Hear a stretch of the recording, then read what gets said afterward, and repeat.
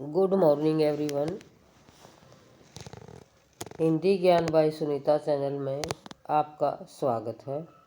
आज हम करेंगे शब्द का विस्तृत रूप से अध्ययन।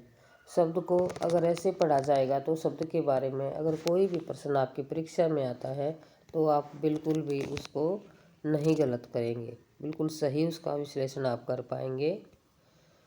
देखिएगा,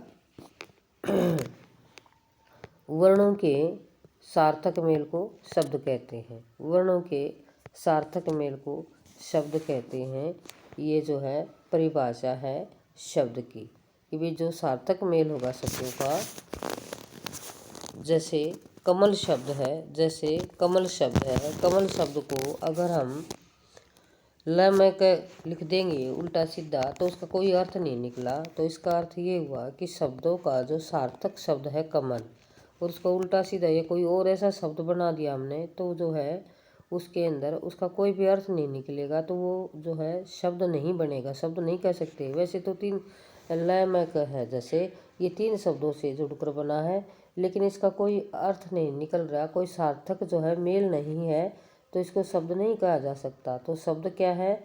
वर्णों का सार्थक मेल जिसका कोई अर्थ निकल रहा है।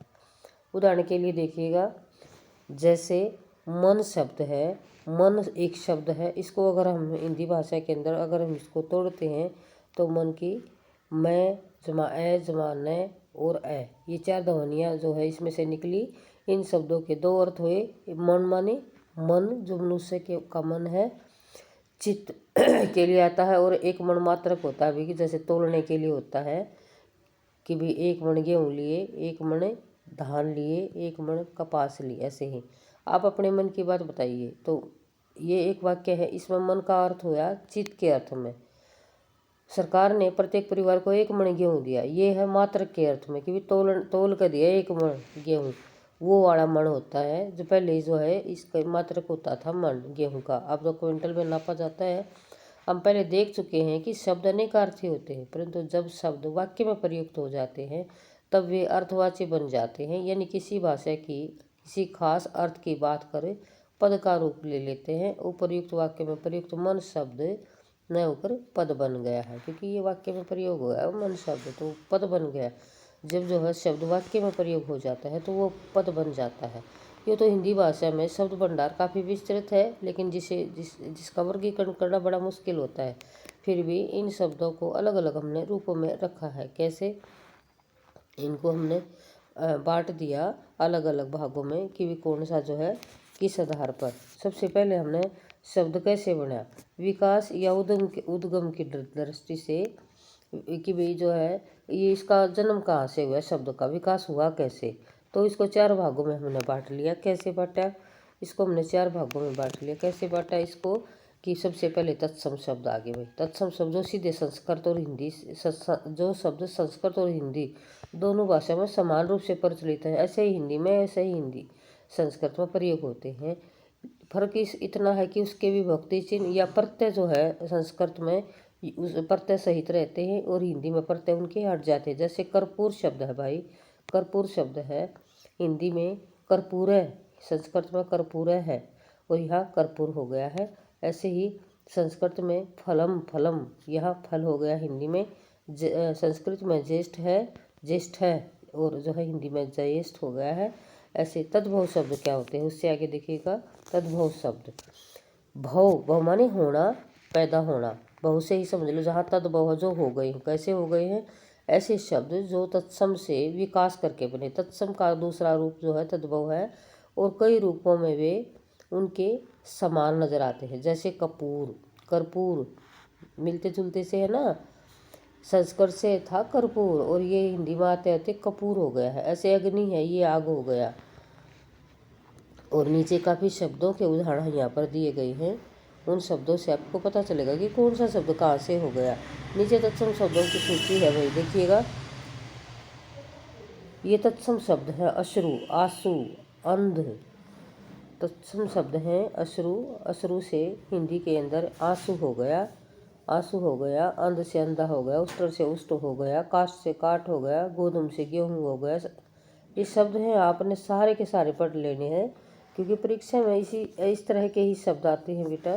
परीक्षा में इसी तरह के ही शब्द आते हैं जो आपको पता होना चाहिए कि ये शब्द कौन से हैं। इनका पीडीएफ जो है मैं इसके अंदर डाल दूंगी। आप पीडीएफ में पूरे के पूरे शब्दों की सूची है, उसका आप सारा जो है अध्ययन कर लेना। उससे आगे है बेटा देशज शब्द। देशज शब्द आप बड़े डर जाते हो कि क्या है देशज शब्द, तो तत्सम तद्भव से आप परिचित हो गए। तत्सम है जो सीधे संस्कृत से हिंदी में जो केतु आ गए, और तद्भव क्या है, जो पैदा हो गए, जो उस जैसे उत्पन्न हो गए। अब है देशज। देशज से देसी देसी देसी देशज शब्द है भाई, देसी के लिए आता है जो। तो देशज में समझ लो कि अपनी देसी भाषा से जो शब्द आ गए, जो विभिन्न भारतीय भाषाओं या बोलियों से हिंदी में आ गए। इनका संस्कृत से कोई लेना देना नहीं है। जो अपनी बोली है ना, जैसे हम हरियाणवी बोल रही हैं, तो जो हरियाणवी भाषा से वो शब्द जो है वो हिंदी के अंदर है ना, ज़्यादा प्रयोग के कारण हिंदी में इसमें शामिल हो गए हैं बेटा। इसलिए जैसे खुरपा है, गाड़ी है, छाती, बाप, बेटा, ये शब्द जो है, टल्ला, पगड़ी, तेंदुआ, कटोरा, खिचड़ी, ये सारे अपनी हरियाणवी भाषा के जो है शब्द हैं, जो इसके अंदर हिंदी के अंदर आकर शामिल हो गए हैं और हिंदी भाषा की तरह ही पढ़े जा रहे हैं। इनको कहते हैं देशज शब्द। आगे देखिएगा, विदेशज नाम से परिचित है, जो विदेशी भाषा से आए। तो क्या है, जो ना संस्कृत से आए ना हिंदी से आए, तो विदेशी भाषा से, अंग्रेजी जैसी भाषाओं से जो आए, अन्य बोलियों से आए, उनको कहते हैं। जैसे अंग्रेजी शब्द है, क्या है, स्कूल, जिसको हिंदी की तरह पढ़ा जाता है हर जगह। Station master, office, press, collector, registry, notice, fees, tin, slate, बिल्कुल पढ़ रहे। रेल, रेल को जैसे कहोगे लो पथगामिनी, कौन याद करेगा। रेल बड़ा सा अच्छा सा छोटा सा शब्द है, इसको अपना जो हिंदी भाषा के अंदर इसको शामिल कर लिया है। आगे है फारसी शब्द। फारसी भाषा से आए भाई ये। अफसोस, अदा, आराम, आदमी। आदमी देखो कितना यूज हो रहा है, लेकिन कहाँ से आया है ये, इसको ध्यान रखिएगा। फारसी भाषा से आया। कमर, खूब, जवान, दरबार, दुकान, मुज्जा। मुज्जा देखो कितनी लोकल भाषा का शब्द बना दिया है। दोस्त, गुल, ये सारे अलग अलग शब्द हैं, इसके अंदर जो है कोमे नहीं लगाए गए हैं। आगे देखिएगा, आगे देखिएगा, आगे देखिए बेटा, इसको करते हैं हम आगे। आगे क्या है, फिर है, हमने पढ़ लिया कि भी जो उद्गम की दृष्टि से हो गए तत्सम तद्भव देशज और विदेश, समझ गए। अब व्युत्पत्ति की दृष्टि से कि भी कैसे पैदा हुए, जैसे रूढ़ शब्द है। व्युत्पत्ति की दृष्टि से शब्दों को हम बांटेंगे 3 भागों में। कैसे, पहले रूढ़ शब्द है। रूढ़ शब्द सुना होगा आपने। रूढ़ शब्द क्या है, वैसे शब्द जो परस्पर किसी विशेष अर्थ में प्रयोग होंगे और जिनके खंडित रूप निरर्थक होते हैं। अगर उनको खंडित किया जाए तो उनका जो है वह निरर्थक रूप में ही रहेंगे। जैसे कमल, धन, पुस्तक, जग, नील, ये क्या है, ये हैं रूढ़ शब्द हैं। इनको नहीं तोड़ सकते हम। तोड़ेंगे, अगर तोड़ेंगे तो इनका ये निरर्थक हो जाएंगे, कोई इनका सार्थक अर्थ नहीं निकलेगा। उसके बाद है बेटा यौगिक शब्द। यौगिक यानी जुड़े हुए शब्द, जुड़ रहे हैं जो। कैसे, योग से यौगिक है, उसको समझ लेना है आपने, इसी से जोड़ लेना है। किसी रूढ़ शब्द में, जो ऊपर है ना ये रूढ़ शब्द, इनमें उपसर्ग, उपसर्ग क्या है, जो आगे लग गया, प्रत्यय क्या पीछे लग गया, या अन्य शब्द जोड़ देने पर यौगिक कहलाते, कि उनके अंदर कुछ और जोड़ दिया जाए। जैसे ऐसे शब्दों के जो है रूढ़ के योग से जो बने हैं, रूढ़ के योग से जो बने, इसलिए उनको इनके खंड भी सार्थक हो जाते हैं। क्योंकि रूढ़ है आगे और पीछे जो है उपसर्ग या प्रत्यय जोड़ दिया गया है। रूढ़ को अगर यहाँ आप यह ना समझिएगा ऊपर तोड़ा गया है भाई। ऊपर जो है अगर रूढ़ को तोड़ेंगे ना तो निरर्थक होंगे, अगर रूढ़ को जोड़ेंगे तो वो सार्थक बन जाएंगे। यही बात बताने का प्रयास किया है, यहाँ पर जल नहीं होना। जैसे रसोई घर है भाई, रसोई और जमा में घर, रसोई में घर जोड़ दिया, रसोई घर हो गया। पनघट में घाट, जमा में पन जोड़ दिया आगे। ऐसे ही पाठशाला में पाठ, जमा में शाला हो गया। तो बुद्धिमान में बुद्धि और मान 2 चीज़ें जोड़ दी गई हैं। और दूरजन में दूर और जन, बुरे लोग, और धनवान में धन और वान। ऐसे ही निर्जन में निर्जमा में जन, निर्जन फल वाला। ऐसे ही दूध वाला, मिठाई वाला, ऐसे ही शब्द बनते हैं बहुत सारे। उसके बाद है भाई योग रूढ़। तीन तरह से होगी व्युत्पत्ति की दृष्टि से भाई, रूढ़, यौगिक और योग रूढ़। योग रूढ़ का अर्थ क्या हुआ, ऐसे शब्द जो यौगिक के समान होते हैं, जैसे ऊपर पढ़ा ना मैं यौगिक शब्द, उन परंतु क्या है, परंतु वे सामान्य अर्थ को छोड़कर विशेष अर्थ ग्रहण कर लेते हैं। कैसे, जैसे पंख जमा में, पंख जमा में जय, जय का अर्थ है अज, अज माने जो पैदा हुआ, जो है पंख माने कीचड़ में जो पैदा हुआ, ये कमल के लिए प्रयुक्त होगा। पंकज को आप कहीं और प्रयुक्त नहीं कर सकते हो। पंख कीचड़ में जन्म लेने वाले कीड़े, जलीय पौधे, मच्छर, घोंघा, केकड़ा आदि भी है, परंतु पंकज केवल कमल के लिए प्रयुक्त होता है, कि इसी के लिए जो है ये रूढ़, योग रूढ़ हो गया है। पंकज जब भी आप बोलोगे तो आपको बस हम यही अंदाज़ा लगाएंगे कि जो पंकज जो है वह किसके लिए प्रयुक्त हो रहा है, पंकज केवल कमल के लिए प्रयुक्त हो रहा है। पंकज को हम किसी और उसमें हम यूज नहीं कर सकते हैं। आगे देखिएगा, रूपांतर की दृष्टि से शब्द के भेद, कि कैसे जो है शब्द के रूप कैसे बदल जाते हैं, उसके आधार पर शब्द के क्या भेद हैं। सबसे नीचे देखिएगा, नीचे लिखे वाक्य, नीचे लिखे वाक्य क्या है, नीचे लिखे वाक्य में प्रयुक्त पदों को देखिए। जैसे लड़का फल खाता, ये पद है भाई, लड़का फल खाता। संज्ञा एवं क्रिया पदों के रूप में परिवर्तन, लड़का फल खाता, अब चेंज करेंगे, लड़के फल खाते हैं, लड़कों ने फल खाए, लड़की फल खाती है, लड़कियां फल खाती हैं। क्या है ये, इनके जो है चेंज हो रहे हैं, ये इनमें चेंज हो गया है। लड़का, लड़के, लड़कों, लड़की, ये सब चेंज हो रहा है। यहाँ पर ये लड़का शब्द है, ये जो संज्ञा शब्द है ये चेंज हो गया है, और उसके साथ जो है क्रिया में भी परिवर्तन आ गया है। आगे देखिएगा, सर्वनाम एवं विशेषण पदों में परिवर्तन। देखो, मैं अच्छा हूँ, मैं अच्छा हूँ, हम अच्छे हैं, क्या है ये इसके कारण भी परिवर्तन जो है इसके अंदर होता है। कैसे, मैं शब्द और हम शब्द दोनों के दोनों सर्वनाम है इसमें। मैं और अच्छा, अच्छा है क्या है, ये क्या है, विशेषण है।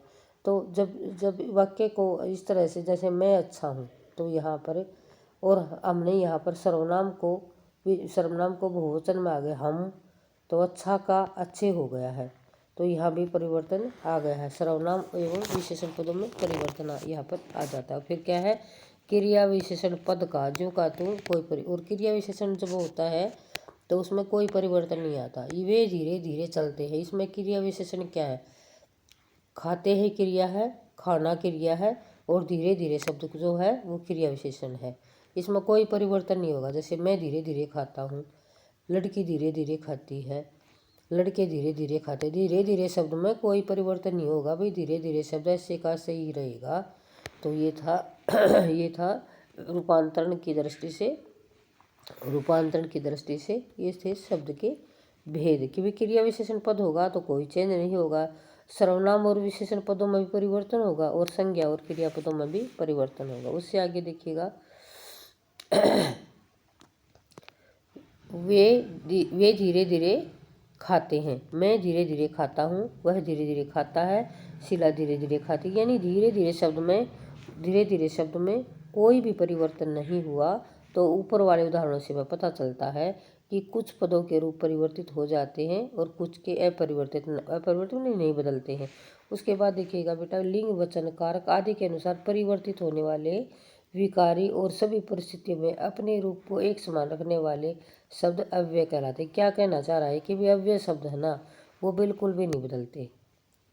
अव्यय शब्द जो है वो बिल्कुल भी चेंज नहीं होते। क्या है, लिंग, वचन, कारक आदि के अनुसार परिवर्तित होने वाले शब्द विकारी होते हैं। जो शब्द लिंग, वचन और कारक के अनुसार बदल जाते हैं वो क्या होते हैं, वो विकारी शब्द होते हैं। लिंग, वचन और कारक के कारण परिवर्तित होने वाले शब्द विकारी, और जो नहीं बदलते हैं, लिंग, वचन, कारक सभी परिस्थितियों में जो चेंज नहीं होते, वो होते हैं अविकारी। या अव्यय और अविकारी एक दूसरे के पर्यायवाची हैं। चाहे अविकारी आए चाहे अव्यय आए, आपने समझना है कि ये बदलेगा नहीं, चाहे हम इसका लिंग बदल लें, चाहे इसका वचन और चाहे इसका कारक। ये अव्यय शब्द है। जैसे धीरे धीरे शब्द क्या था, अव्यय जैसा है, ये भी अव्यय ही है, क्योंकि इसको किसी परिस्थिति में हम डाल लें ये नहीं चेंज हो रहा है, तो ये अव्यय भी है और अविकारी भी है।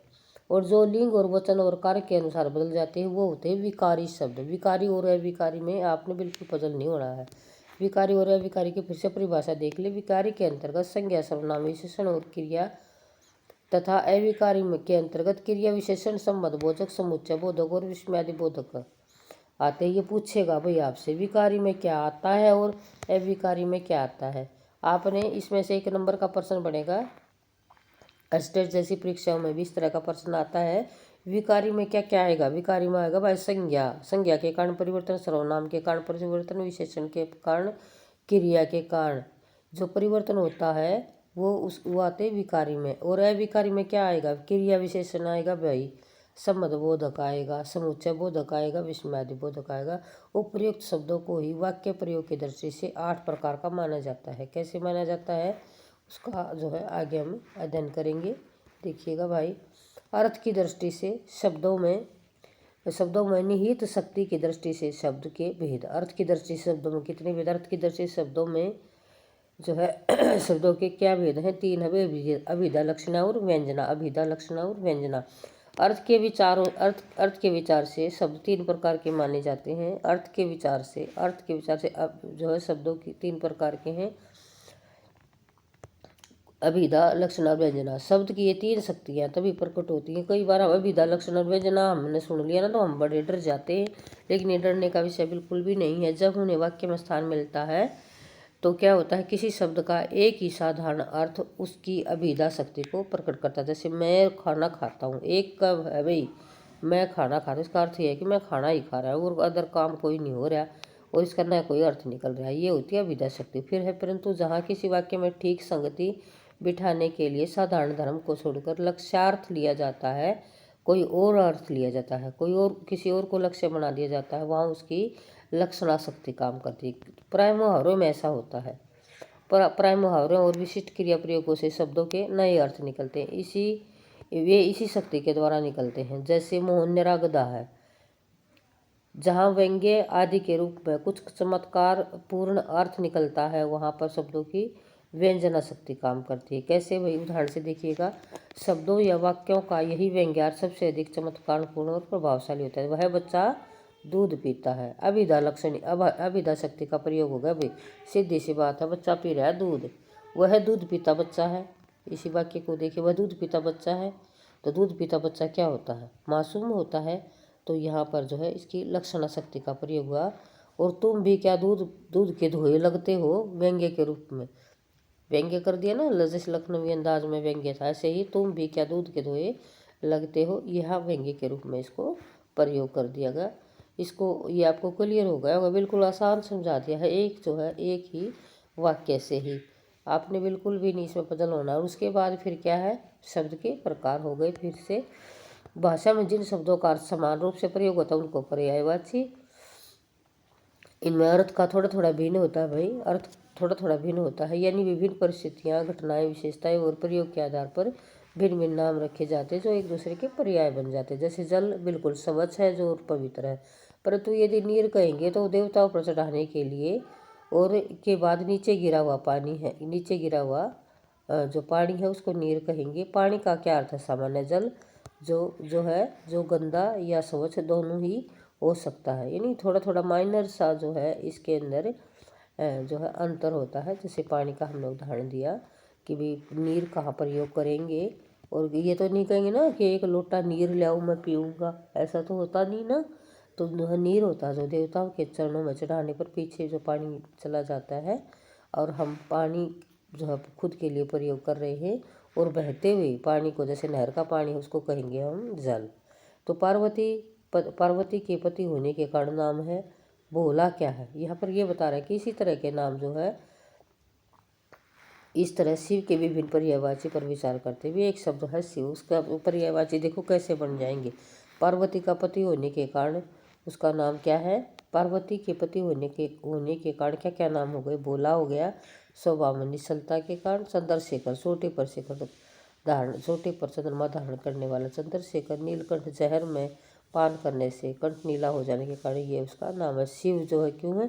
वो कल्याणकारी होने के कारण। यानी एक ही शब्द के अनेक अर्थ निकल गए हैं यहाँ पर।